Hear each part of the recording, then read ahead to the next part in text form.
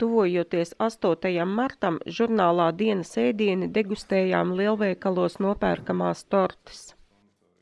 Parasti, kad ir kādi godi, kādi īpaši pasākumi un torti ir no tā visa pasākuma viens no galvenajiem spēlētājiem, kuram jābūt kā, punktam uz i, tam pašam skaistākajam tanī vakarā no tā galda, ko mēs esam ēduši.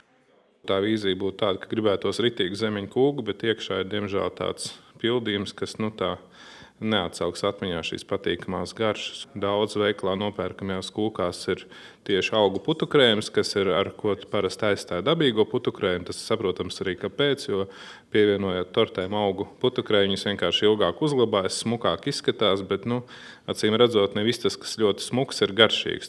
Kuras tortes eksperti atzina par visgaršīgākajām?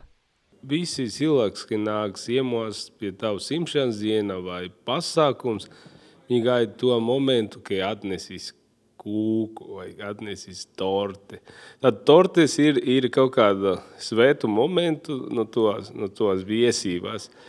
Un, ja nopirk kūka vai torte veikala, lai ieteicu labāk kādreiz nopirkt to, ko mēs atpazīstam. Un es došu priekšrokā torts, ko mēs šodien degustējam, kur ir pekāna riekstus, kur jūtu, ka es ēdu to dabisku produktu, un čokolādes, kur ir patikāms un atpazīstams produkts. Mani favorīti vairāk jau bija tādi, ko es varētu arī uzskatīt, ka tā droši iegādāties, pievienojas arī kolēģiem. Tie bija riekstu un šokolādes tādi.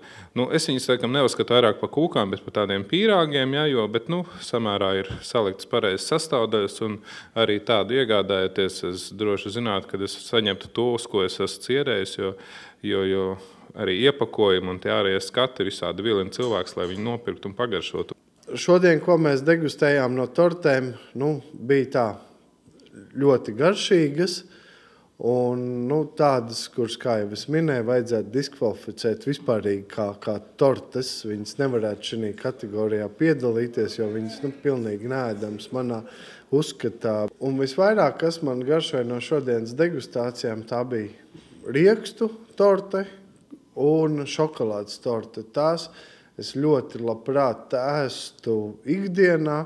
Viņi, kā Javieris minēja, varētu būt pēc vakariņām ģimenē, kad mēs gribam kādu desertu, tad viņu forši ir apēst vai pie tējas, pie kafijas skatoties kādu filmu, bet viņi noteikti nerada svētku sajūtu.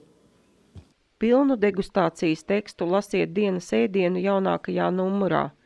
Solvita Smiļģe, Artis Baņģieris, speciāla Diena TV.